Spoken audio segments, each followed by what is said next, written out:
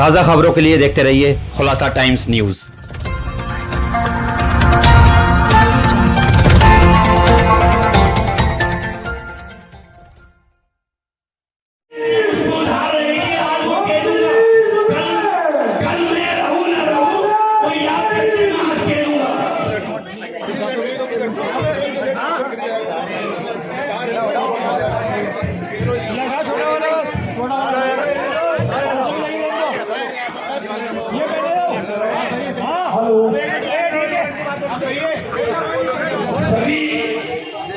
सभी जमानत जब्त कराएंगे।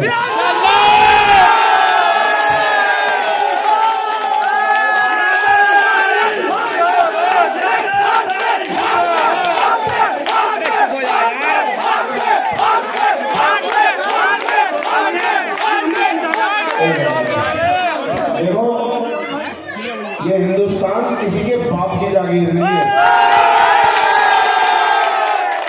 ये हिंदुस्तान हिंदू मुस्लिम सिख ईसाई सब आपस में भाई भाई सबने मिलके बनाया है।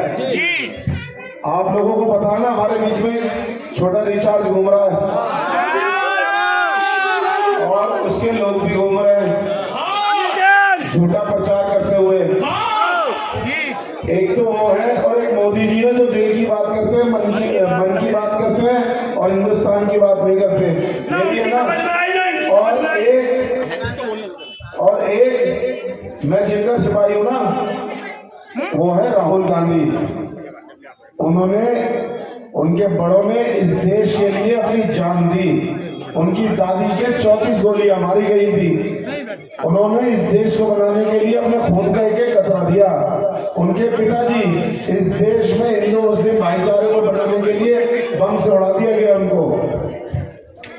मैं उस टीम का सिपाही हूँ, मैं उस राहुल गांधी का सिपाही हूँ जो रोज भारत जोड़ो यात्रा के लिए 25 किलोमीटर चल रहा है। कम से कम 2000 किलोमीटर चल चुके हैं। किस लिए? जो उनके बाप दादा ने इस देश को एक हिंदू मुस्लिम राष्ट्र बनाया था, सबको मिला के उसकी लड़ाई लड़ रहे हो। चौधरी मतीन साहब ने मुझे चुन के यहाँ भेजा है। चौधरी मतीन साहब को तो जानते हो ना? चौधरी मतीन साहब कौन है? वो ही है जो हिंदू मुस्लिम सिख ईसाई आपस को साथ में लेके चलते हैं सबको। मैं भी उन्हीं का सिपाही हूँ।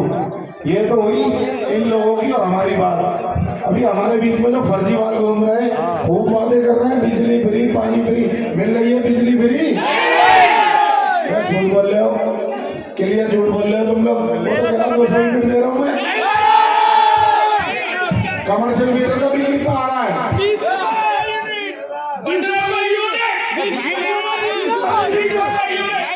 किसी का 15 आ रहा है, किसी का 20 आ रहा है। पानी 7 घरों में आ रहा है। मैं अपने जैन समाज के लोगों से भी पूछूंगा और अपने हिंदू भाइयों से भी और मुस्लिम भाइयों से भी और दलित भाइयों से भी, किस घर में पानी साफ आ रहा है? यार ये तो फ्री पानी दे रहे हैं, तो फ्री पानी दे रहे हैं तो इसका मतलब गंदा पानी देंगे? प्लानिंग करी है कि जिस इलाके का जिम्मेदार होगा उसी इलाके के लोग, जो अफसर होंगे वो उस इलाके के लोगों की बात सुनेंगे। क्योंकि हम चाहते हैं कि रियासत काउंसलर ना बने। हमारे जितने मौजूद लोग हैं जो रात दिन हमारे साथ लगे, युवा लगे हुए, सारे काउंसलर बने और सारे रियासत के साथ मिलकर के उस काम को अंजाम दें। जो आंगनबाड़ी भाई बैठे हुए हैं मेरे, जो इस टाइम उनका ऑपरेशन हुआ है लेकिन फिर भी हमारे बीच में बैठे हुए हैं, बनवारी भाई पूरा जोर लगा दो कि इस इलाके से एक आवाज जाए कि सारी रियासत पूरी दिल्ली के अंदर सबसे अच्छे वोटों से जीता है। जो चौधरी मतीन साहब ने हमारे पे भरोसा किया है इस इलाके के ऊपर, साहिल को टिकट देकर के, इंशाल्लाह हम उनका सर झुकने नहीं देंगे। ज्यादा से ज्यादा वोटों से साहिल को जिता के भेजेंगे। मेरी एक बार फिर आप लोगों से गुजारिश है, आने वाली 4 तारीख को ज्यादा से ज्यादा वोट देकर के साहिल को कामयाब बनाएं।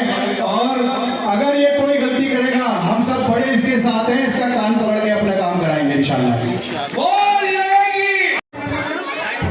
और भाई रियासत साहिल जो कि हमारे क्षेत्र वार्ड नंबर 226 गौतमपुरी से कांग्रेस के उम्मीदवार हैं, और मंच पर मेरे बुजुर्गों, साथियों और सामने बैठे हुए इस सभा के अंदर सभी मेरे बुजुर्गों, साथियों और बच्चों, माताएं, बहनों, साथियों, आज समय आया है कि जो काम जो आपके साथ अत्याचार हुआ है, इस देश के अंदर जो हिंदू मुस्लिम की बात की गई, जहां दंगे कराए गए, जहां हमारे साथ अत्याचार किया गया, चाहे वो मुस्लिम हो, दलित हो, चाहे ओबीसी हो, जितना इन लोगों ने हमारे साथ अत्याचार किया है, आज समय आया है इनको जवाब देने का।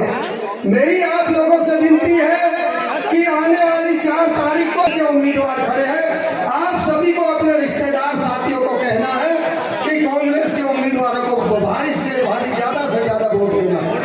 साथियों, अभी मैं आपको बताना चाहता हूं कि ठीक अभी 19 नवंबर को आपने देखा होगा, मेरे साथियों ने सुना होगा कि आज तक के ऊपर जो एक सरकार आम आदमी पार्टी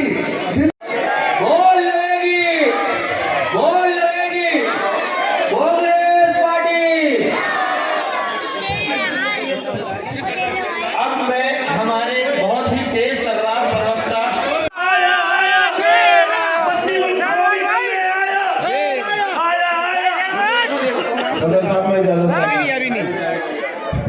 मंच पे उपस्थित मेरे सभी सरपरस्त, मेरे बुजुर्ग, मेरे युवा और शर्म की बात है, जो सरकार 27 साल से भाजपा ने 27 साल से गुजरात के अंदर शासन कर रही है। आज 27 साल हो गए भारतीय जनता पार्टी को गुजरात के अंदर सत्ता चलाते हुए, और कांग्रेस का नाम पूरे मंच के ऊपर पूरे देश में बोल रहे हैं कि कांग्रेस को बर्बाद कर दिया। भाई साहब, इससे ये पता लगता है कि गुजरात बर्बाद हुआ है और भारतीय जनता पार्टी ने बर्बाद किया है। गुजरात का दंगा हो, गोधरा कांड हो, चाहे कोई सिरमपुर के अंदर जो दंगे हुए, चाहे कहीं भी हुए, कश्मीर के अंदर हुए, चाहे बम फटने का कोई काम हो, इसके अंदर हमारे भारतीय जनता पार्टी का पूरा हाथ रहा। इन्होंने जब भी चुनाव का समय आया तो देश के अंदर ऐसी स्थिति पैदा की, चाहे दंगे कराने पड़े, चाहे बम फड़वाने पड़े, ये कहीं ना कहीं ऐसा काम करा देते हैं जिससे हमें हिंदू मुस्लिम को बांटना होता है। साथियों, मेरी आपसे विनती है, सब में कम है, कहने के लिए बहुत बातें हैं, बहुत हम घंटों बोल सकते हैं, कोई दिक्कत नहीं है, लेकिन मेरी आपसे विनती है, हमें इन लोगों से बचना होगा। विशेषकर मेरे भाई जितने मुस्लिम यहाँ खड़े हैं, हमको इस बात पर ध्यान रखना होगा कि ये हमें बांटना चाहते हैं, हमारे नवयुवकों को, हमारे साथियों को, हमारे बच्चों को बर्बाद करने की कगार पर लाके खड़ा। कांग्रेस पार्टी बहुत बहुत शुक्रिया। अस्सलाम वालेकुम। करते थे, एक टिफिन होता था और हम एक साथ बैठकर खाना खाया करते थे।